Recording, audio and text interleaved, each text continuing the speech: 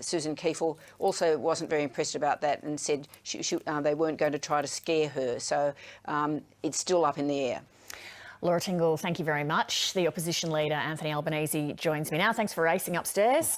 It was a bit of a race, Leigh, but I'm here. Not the first time I've used that phrase. It was a race. In your speech tonight, you accused the government of being long on politics, short on plans. But isn't your speech tonight best described as a lot of aspirational sentences with very little detail about how you will actually do anything? Not at all. There's enormous detail there, not the least of which is our 5-point plan to fix aged care, putting a nurse in nursing homes 24/7, backing increased time for care of 215 minutes in accordance with the Royal Commission recommendations for aged care residents, better pay for aged care workers, better food and better regulation. It follows our comprehensive plan on climate change and energy powering the nation. A whole range of detail fully costed out there for all to see. 604,000 new jobs by 2030, a reduction of 43% by 2030. It'll result in $52 billion of private sector investment. Our plan for 465,000 fee-free TAFE places, our plan for childcare support. Let's drill down into this though, rather than list. So say aged care that you raised first and those essential things which we know have to be done. That all costs money. So is it going to be subsidised by the government, or will you expect, say, for example, aged care providers to dig into their own profits to provide better meals? Well, the cost is $2.5 billion. Over the forward estimates. And does that cover all of that? Is that all covered? Yes, it's fully costed, like all of our policies. Fully costed with all the detail out there, Leigh. And how do you know? How do you know that the aged care sector won't pocket any of that? Laura Tingle was raising that issue when she was speaking earlier.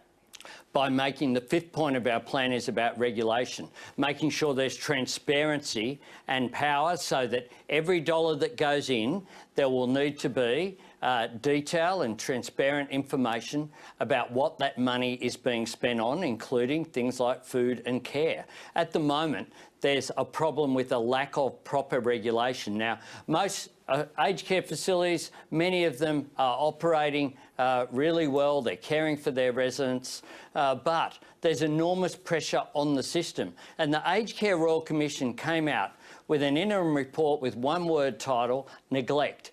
And from this government, in spite of the fact that they've had years to respond, including that interim report was 2 years ago, what we haven't had is anything serious done about workforce issues. And if you don't fix workforce issues, if you don't fix the issue of getting nurses back into nursing homes, increase time for carers, increase pay for aged care workers, then you won't solve the crisis in aged care. Something else you emphasised in your speech was the need for wage rises across the board, not just aged care, but there was no detail about how you're going to do that. Because I had half an hour, Leigh. If I could have 3 hours, I'd go through the lot. Well, we announced our policy for more secure work in January last year, almost 18 months ago. Secure work's not the same as wages growth. How are you going to get everyone a pay rise? And part of that, Leigh, we had a range of detailed policies out there, making secure work as one of the objectives of the Fair Work Act, having same job, same pay. I've got a private member's bill before the Parliament for same job, same pay, getting proper definitions of casualisation, making wage theft a crime. All of these issues going together, as well as 10 days paid domestic and family violence leave, other measures to close the gender pay gap that's there, support for feminised industries in particular to have fair work cases put forward, just as last time we were in office we fixed some of the pay for social and community service workers, but aged care workers and childcare workers and many of those industries that are dominated by women simply have wages that aren't high enough. It's not good enough to say we pay tribute to the heroes of the pandemic, but we won't do anything after the pandemic to lift your wages. So should we judge your Prime Ministership, if you're elected, on whether we all get a pay rise during the next 2 years? Well, Leigh, with respect, I'm not so concerned about all of us in terms of you or me. What I'm concerned about is vulnerable workers getting a pay rise. And should they judge you on that? Is that what you should be judging? I certainly am prepared to be judged on whether aged care workers get a pay rise. Absolutely. Yeah, but what about people who, builders, teachers, you know, across the board I'm talking, people who work in their own small businesses? Well, people who work in small businesses by themselves, if they're small businesses working for themselves, then they're not employees. But what we should do, what we need to do, is to have real wage growth. What we've seen in the current year, Leigh, real wages will go backwards by $1,355 this year for the average worker. And that follows a further cut last year, and it follows in future years. Again, wages simply haven't been keeping up with the cost of living.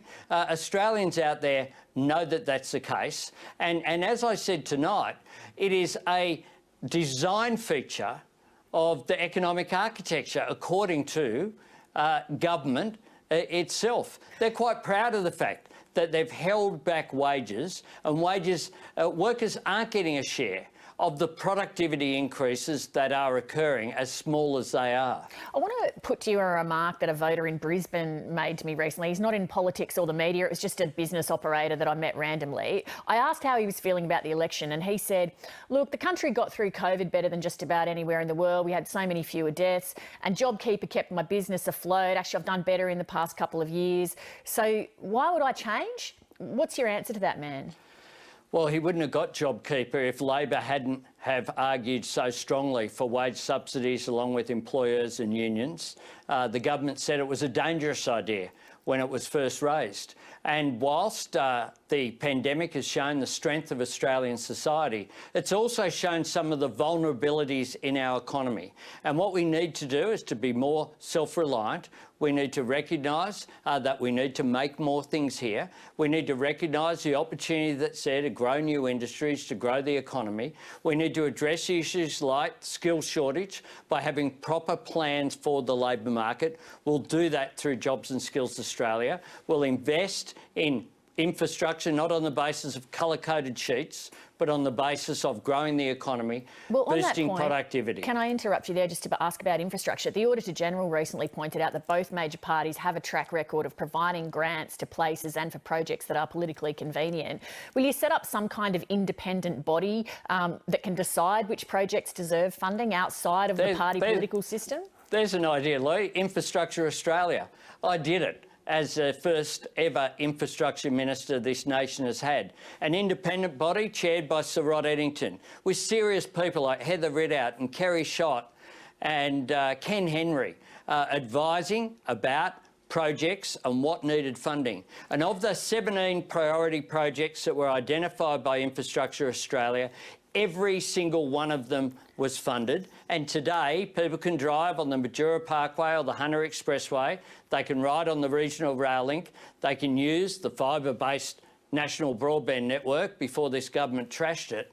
That is a direct result of a depoliticisation and breaking the nexus between the short-term political cycle and the long-term infrastructure investment cycle. Can you give us a guarantee that an Albanese Labor government won't be providing grants to seats it wants to win or seats that it already holds?